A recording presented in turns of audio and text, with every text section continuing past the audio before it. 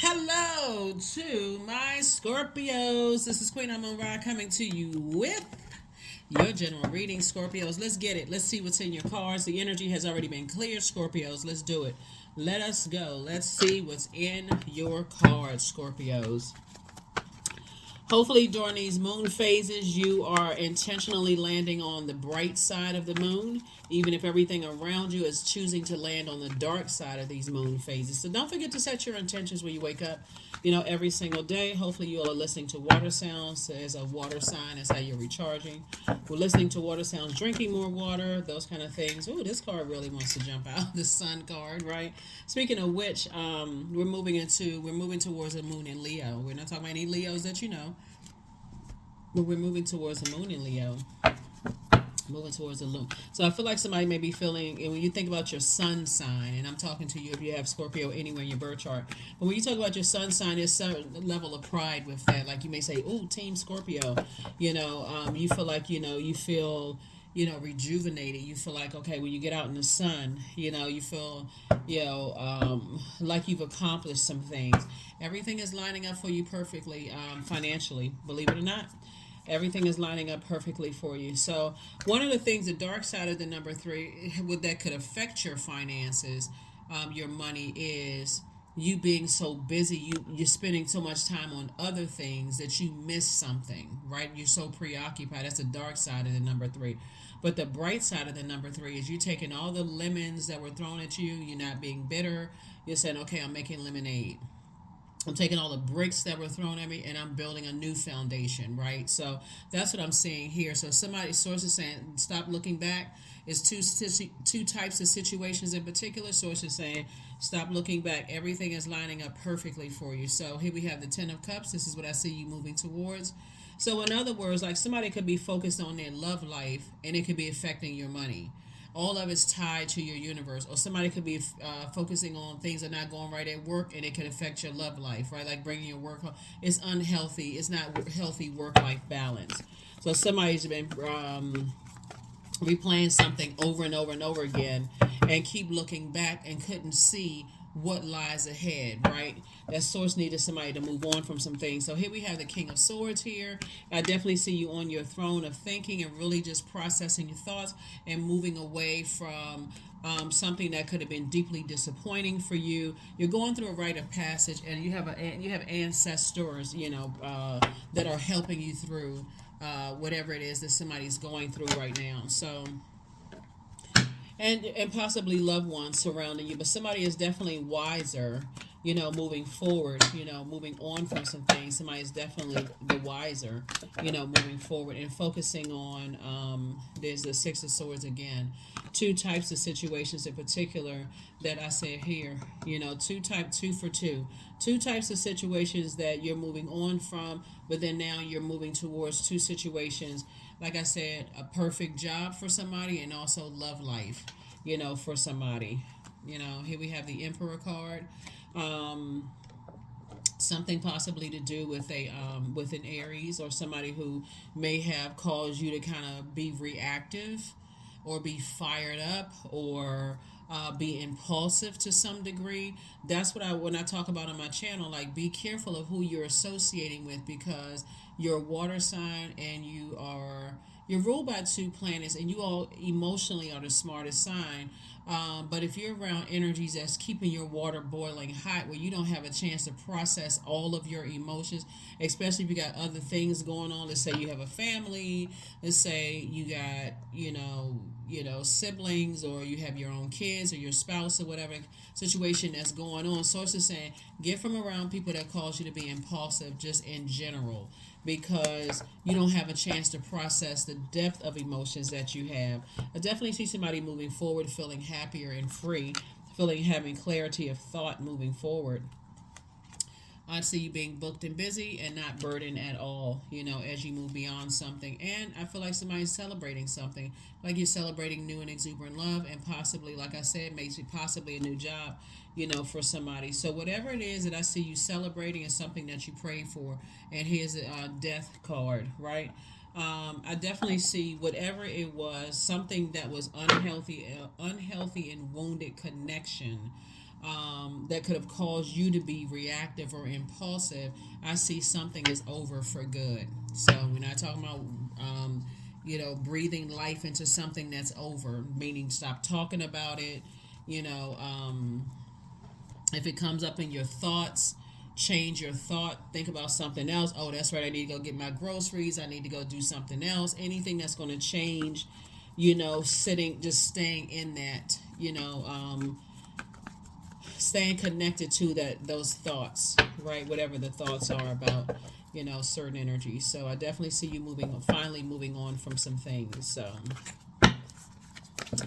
all right, let's see what else we got going on here. Here we have the Temperance card. Yeah, those types of energies cause your tempers to flare, and a lot of times you don't see it because, again, you're a fixed sign. I would say this to any fixed sign. Fixed signs, sometimes when you're locked in and loaded to something, and source is saying detach from certain types of energies because they cause you to be reactive. A lot of times, I'm telling you, like water, it literally is like letting, for you, let's say a gallon of water sit out uncovered, and this energy in and out, in and out, in and out energy, right? And so you're not going to drink that water because it's been sitting out. Your water absorbs everything.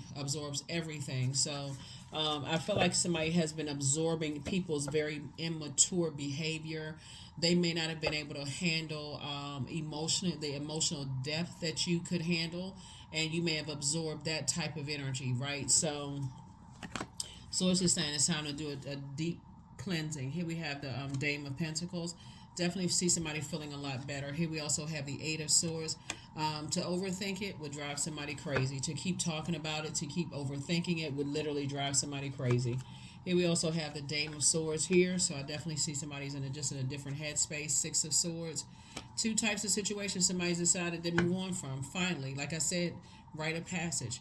We got 666 here. You don't want to demonize them, and you don't want to feel like you've been demonized. Source is saying you can't, if you want to, but then that would be giving life to something that Source needs you to go ahead and put to rest for life.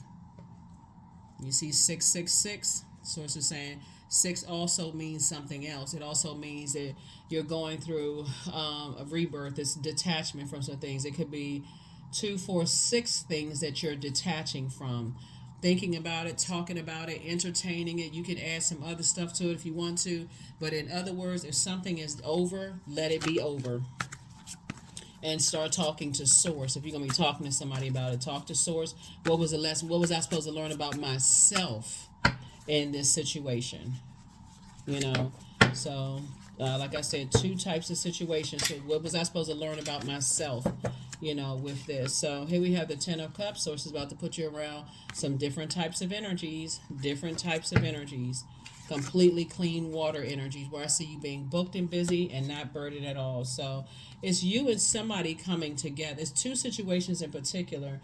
I feel like in a love situation, for those of you all who want to be in a love situation, I feel like they have their own group of people. You have your own group of people. You have your family. They have their family.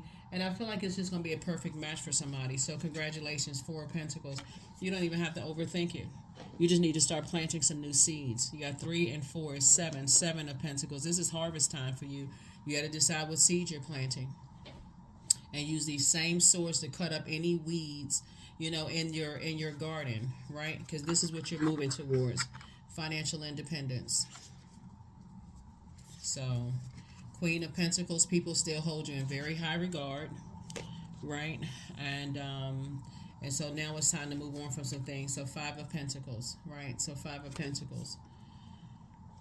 So you and it's 2 situations in particular. You're right there. So again, what were you supposed to learn about yourself? In some situations, and now the questions will be answered with Source. What were you supposed to learn about yourself in 2 situations in particular, right? Let's see what else we got. We're going to go ahead and close this out. Let's see what else we have, Scorpio, so we can go ahead and close this out. Something also, somebody could be on, let me see. A Taurus could be involved too. Somebody could have Taurus in their birth chart. What else would be connected to? Let me see.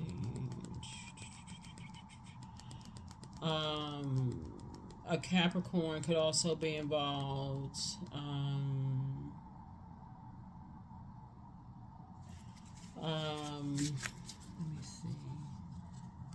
Yeah, could also be involved as well. But nevertheless, or you can have those in your birth chart too. You know, you could also have. But your new home awaits. New home, whether it's a job or new love interest home, awaits. Your new home awaits. So now it's time to purge all that other stuff, the way of thinking and talking about certain things, so that you can move forward into this new phase of your life, right? We're coming up on a full moon in Virgo. I'm going to put the full moon in Virgo video up on Patreon side, for those of you, so I don't, inundate anybody over on the YouTube side. So here we have, I am worthy of the very best in life and lovingly allow myself to accept what comes my way. So let me read this again. I am worthy of the very best in life and lovingly allow myself to accept what comes my way. Yep.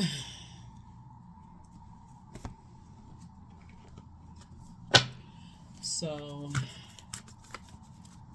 yeah.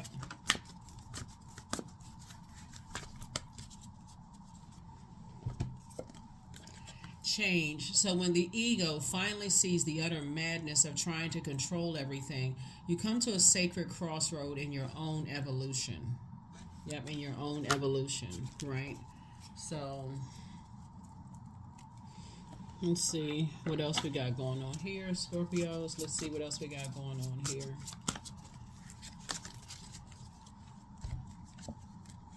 Earth worship. Number 7, until my body is in your arms, I will worship you, dear Earth Mother of mine. So we're talking about ways that we can all better the world, like better the earth, right? What seeds are you planting on this, in this earth, in this planet? What do you, as a water sign, how do you want to water the seeds that you plant? And again, it's not, even though this is a year of wealth, this is not just about money, but what seeds do you want to plant? I feel like somebody is taking action to get away from, you starting during the healing process within yourself. That part where you feel like I'm healing myself, and so that's the energy that, and I want to connect with other energies that are also actively healing, helping other people to adjust their crown.